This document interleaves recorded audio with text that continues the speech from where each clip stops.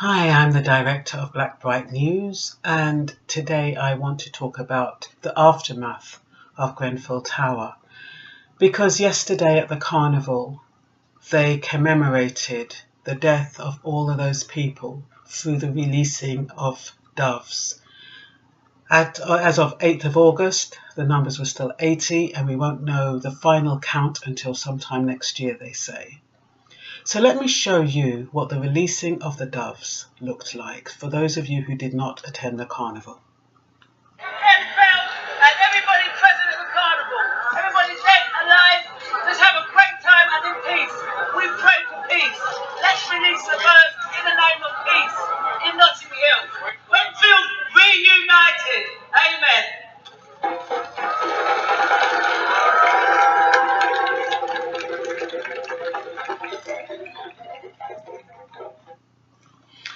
So I was wondering if that was symbolism of acceptance. According to Elizabeth Kubler-Ross's cycle of death, there are 5 stages of grief. And I was watching this morning on the TV about Hurricane Harvey, and they lifted up a black person, and then they lifted up an Asian person, and then they lifted up a white person from the floods. And to me, the media were being quite strategic, because after that they said, isn't it strange that, all people of all races, of all colours are being helped. They're helping each other. This isn't about race. This isn't about creed. It's not about religion. It's about humanness, and it's about mortality. And when crisis happens, it brings us all together. It's got nothing to do with what colour you are or whatever. At that point, we know we are all human. We all live and we all die. Now, so what next? We've had the Grenfell Tower, we've had Hurricane Harvey, and we've had the mudslide in Sierra Leone.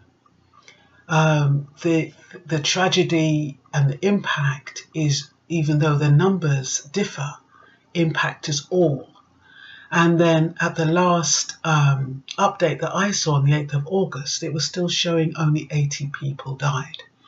Now, if we go back to the cycle of death, what happens? First, we have the denial. How could this happen? Why did this happen? It couldn't have happened. It hasn't happened.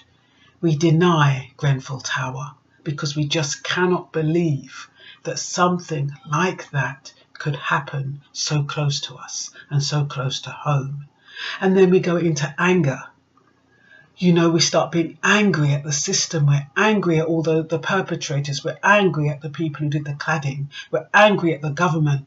And we start protesting and demonstrating. And then we go into bargaining for those, especially for those people who lost their loved ones. It should have been me. Why did I bring them over? Why did I get them to stay over? Why didn't I take my daughter to so-and-so? Why didn't I take my son, leave my son at his friends like what he wanted to? You start bargaining with yourself. And of course, when you start bargaining and you start thinking about all of those regrets that you have, you go into something called depression, because you start thinking of all the things you could have done and didn't do. Those are for the survivors. What you could have done for the loved ones, and leaving them behind and not bringing them out and not knocking the door. And at that moment, you was thinking about yourself and your own safety. All of that brings about depression as you relive those thoughts and those moments. And that's what brings on post-traumatic stress. And that is why these people need counselling and need support. And it's emotional support more than physical support. So then we go into acceptance, which I believe was the releasing of the doves. Because those releasing of the doves encapsulated all of those people who hadn't been found. And it allowed the survivors of those people to at least feel as though they'd had a burial, because that's what they do these days. When people die, they release the doves. I'm not sure how what will happen next. I'm not quite sure what's happening to the survivors, because we're not hearing. Last time we heard about the financial situations, and we just don't know what's happening. But I'll try to keep you informed and updated as and when I hear something. But I hope this little cycle of death will help you to understand all the emotions each and every one of us go through when somebody dies, whether they're not personally connected to you. And if they are, we all go through it, not necessarily in the order that I said, but according to Elizabeth Kubler-Ross, that is what happens to us. So that's all for now. Bye.